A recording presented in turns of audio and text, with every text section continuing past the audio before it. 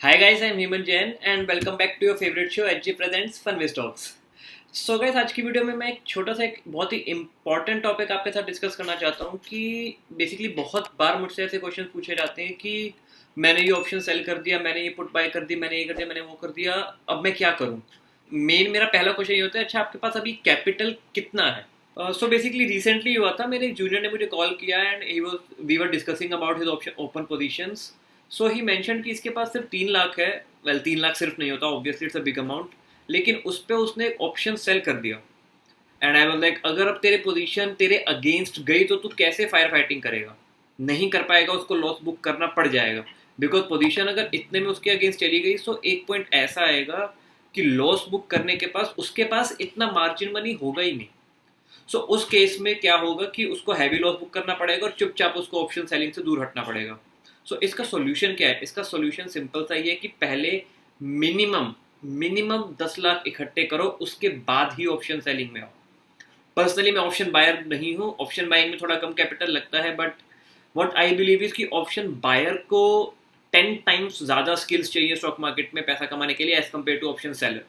Because अगर option seller की position against में गई कोई दिक्कत नहीं है, वो वेट कर सकता है, पोजीशन उसके फेवर में आ जाएगी। लेकिन ऑप्शन बायर की अगर पोजीशन अगेंस्ट में गई, ही इज स्क्रूड।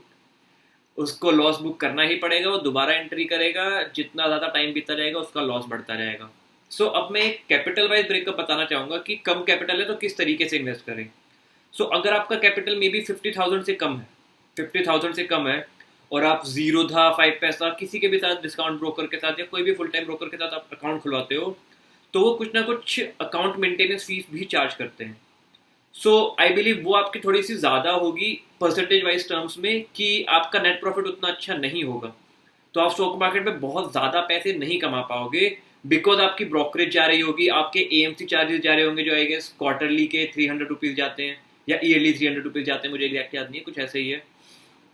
तो अगर आपका पैसा 50,000 या मे बी 25,000 से कम है, तो पहले इंडेक्स फंड में इन्वेस्ट करो, म्यूचुअल फंड में इन्वेस्ट करो, उसको एटलीस्ट 50,000 तक लेके आओ, आगे 50,000 पे लेके। हाँ, अगर जहाँ पे एएमसी चार्जेस नहीं है, जैसे आई गेस ग्रो पे नहीं है, तो आप ग्रो से इन्वेस्टिंग कर सकते हो, लेकिन जीरो था या 5 पैसा या एंजल ब्रोकिंग का इतना सेंस नहीं बनता।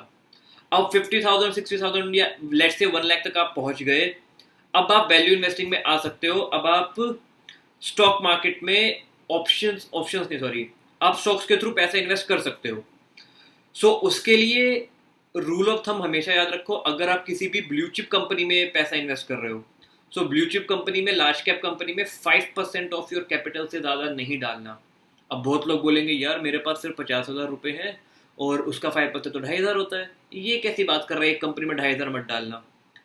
यार अगर तुम्हारे पास फॉर एग्जाम्पल सिर्फ 50,000 रुपये हैं और तुमने उसमें से 10,000 या 20,000 एक ही कंपनी में डाल दिया और वो 10-20% नीचे गिर गई, तो क्या होगा? क्या होगा? तुम्हें क्या लगता है क्या होगा? अगर तुम्हें बहुत ज़्यादा कंपनी पे कॉन्फिडेंस है, तुमने सारी फंडामेंटल टेक्निकल बिजनेस सारी एनालिसिस कर रखी है, सारी एनालिसिस तुम्हारे अकॉर्डिंग ऑन पॉइंट है, तब तुमने स्टॉक खरीदे, फिर तो थम्स अप, फिर तो परफेक्ट। लेकिन बहुत लोग ऐसा नहीं करते हैं, बहुत बहुत ज़्यादा लोग मैंने नोटिस किया है, सिर्फ चार्ट पैटर्न देखते हैं, अरे स्टॉक गिरे जा रहे हैं, इसको रहने देते हैं, ये स्टॉक बढ़े जा रहे हैं, इसको खरीद लेते हैं। बहुत सारे लोग ऐसा ही करते हैं। तो अगर वैसे लोग इतना ज़्यादा पैसा इन्वेस्ट करेंगे, उनकी रातों की नींद उड़ जाएगी। आई एम नॉट किडिंग, फिर वो लॉस में बुकिंग कर लेंगे। लॉस बुक ना करने का मेरा सीक्रेट तो यही है कि मैं लार्ज कैप में 5% से ज़्यादा अपने कैपिटल का इन्वेस्ट नहीं करता हूँ, मिड कैप में 2.5 to 3% से ज़्यादा इन्वेस्ट नहीं करता हूँ, और स्मॉल कैप में 1.5% से ज़्यादा तो मतलब ही नहीं बनता। इवन अवंती फीड्स तो मिड कैप थी, even small cap DCB bank इन दिनों दिखी थी मेरे को, बहुत अच्छी अपॉर्चुनिटी थी, उसमें भी मैंने 1.25% से ज़्यादा नहीं किया। मैंने अतुल ऑटो में भी कर रखा है, अतुल ऑटो भी आई गेस अच्छे रिटर्न्स शो कर रहा है। Just a second, let me just confirm. या अतुल ऑटो में मैंने किया था रिसेंटली ही, अतुल ऑटो ने काफ़ी अच्छा रिटर्न्स शो किया था। तो ऐसी छोटी कंपनीज में 1.25% से ज़्यादा तो मतलब ही नहीं बनता। ऐसे करके धीरे धीरे अपने कैपिटल को ग्रो करो, कैपिटल को पहुंचाओ एटलीस्ट 5 lakhs 10 lakhs तक। 10 lakhs is minimum for option selling according to me. मैंने 10 लाख पैसा करने से पहले ऑप्शन सेलिंग में मैं नहीं आया था। उसके बाद अब बहुत सेफली अगर आपके पास 10 लाख है तो आप 2 से 3 पुट सेल कर सकते हो। मैं फ्यूचर और कॉल के साथ भी कंबाइन करता हूँ, मैं पुट सेल भी करता हूँ, मैं ये सारी चीज़ें करता हूँ। तो ये तो हो गया कि ठीक है कितने कैपिटल पे हमें क्या डिसीजन लेना चाहिए in order to optimize our returns, कि हमें ऐसा भी फील ना हो कि यार मैंने सिर्फ 1,000 रुपये के स्टॉक खरीदे हैं और जब भी मैं बेचूंगा 15-16 रुपये तो प्रॉफिट चली जाएगी, मतलब जो डीपी चार्जेस लगते हैं वो चले जाएंगे, तो प्रॉफिट क्या हुआ। तो इसीलिए इंडेक्स फंड में रख के ग्रो करो, उसके बाद 5%, 2.5%, 1.25% करके जब स्टॉक तुम्हें अच्छा स्टॉक, ध्यान से सुनो, जब तुम्हें अच्छा स्टॉक सस्ते में मिल रहा हो, बहुत चीप बार्गेन प्राइसेस पे मिल रहे हो ना, जैसे हीरो मोटर का वो भी 200 दिन के मूविंग एवरेज आई हुई है, बहुत अच्छी कंपनी है, बहुत सस्ती मिल रही है। आईटीसी तो मैं कब से कह रहा हूँ, अवंती फीड भी मैं कह रहा था, अब तो खैर अवंती फीड से तो मुझे भी 35-40% से ऊपर का रिटर्न दे दिया है, मैंने एग्जिट कर दिया, लेकिन अपॉर्चुनिटी इस तरीके से ढूंढी जा सकती हैं। अपॉर्चुनिटीज मोतीलाल ओसवाल में थी, मैंने 2.5 महीने पहले वीडियो बनाई थी। That stock has also given me 62% return, 62% return in 2 महीने। यार बहुत बहुत बहुत कमेंडेबल और बहुत रिस्पेक्टेबल फिगर है। हाँ, अब एक क्वेश्चन आता है कि ये तो आपने बता दिया पैसे को ग्रो करो, लेकिन एक आइडियल रेट क्या होता है। बहुत बार हमारे माइंड में आता है कि यार मैं स्टॉक मार्केट में एंट्री तो कर ली, लेकिन लाइक एक आइडियल मैं डिसाइड क्या करूँ कि मेरे को कितने परसेंट रिटर्न कमाना है। अगर मैं डिसाइड करता हूँ कि ईयरली 5-6% बन जाए काफ़ी है, तो यार उसके लिए आपको स्टॉक मार्केट की कोई ज़रूरत नहीं है, उसके लिए तो बैंक निफ्टी काफ़ी है।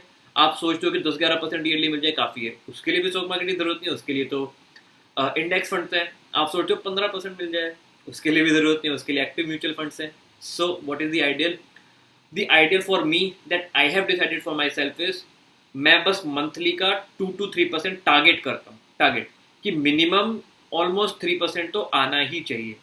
सो यार मिनिमम अगर 3% आएगा ना, और उसे आप मंथ ओवर मंथ कंपाउंड करोगे, सो यार अगर मैं बस 3% मंथली के रेट से अपनी वेल्थ को कंपाउंड कर पाऊँ ना, so my wealth will grow at a rate of 42% annually. 42% का रिटर्न बनता है अगर 3% मंथ ओवर मंथ आप कंपाउंड करते हुए चलो तो। और बिलीव मी, मैं वैल्यू इन्वेस्टिंग कर रहा हूँ फॉर सम टाइम, ये पॉसिबल है, ये बहुत इजी पॉसिबल है। मैं तो मतलब मैं तो ऑप्शन के साथ भी कंबाइन कर लेता हूँ, पोजीशन थोड़ी लेवरेज कर लेता हूँ, तो मैं तो कभी कभी मंथली 7% 8% भी अर्न कर लेता हूँ, लेकिन उसको मैं बेंचमार्क नहीं मानता। लास्ट मंथ भी मैंने 7% अर्न किया था, उससे पिछले मंथ भी मैंने 6% अर्न किया था on my whole capital. Still मेरे नेक्स्ट मंथ का टारगेट है 3%, बस 2% या 3% बन जाए काफ़ी है। I will be extremely happy कि बस इतना बनते रहे consistently again and again and again.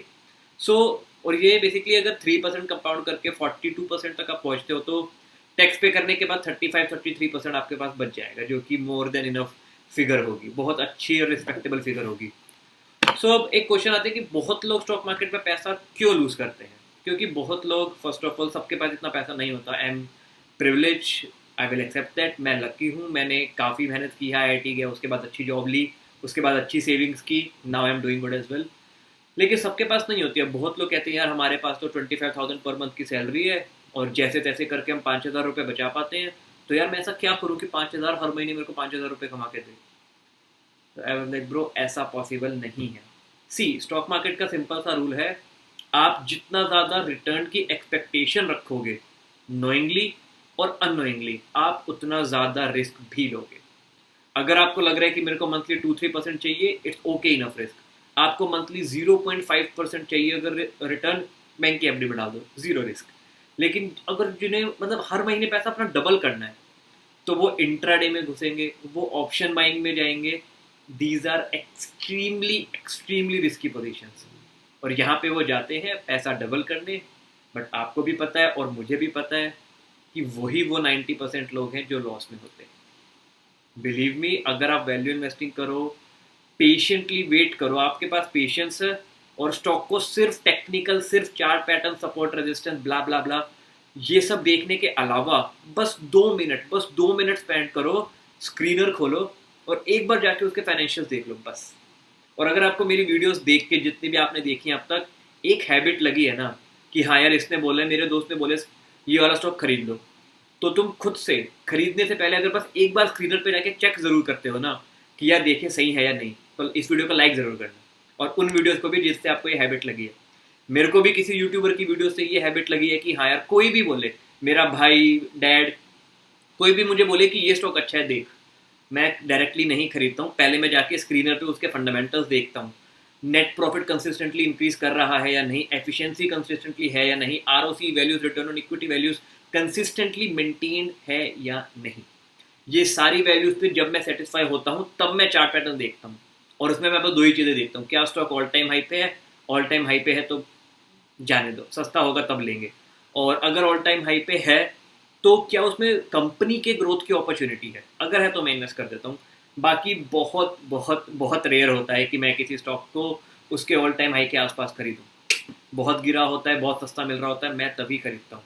जब आप ये बहुत बेसिक, बहुत सिंपल, बहुत लॉजिकली साउंड रूल्स को जब आप फॉलो करोगे ना, मैं गारंटी दे देता हूँ लिख के, month over month, year over year basis पे आपका प्रॉफिट ही होगा।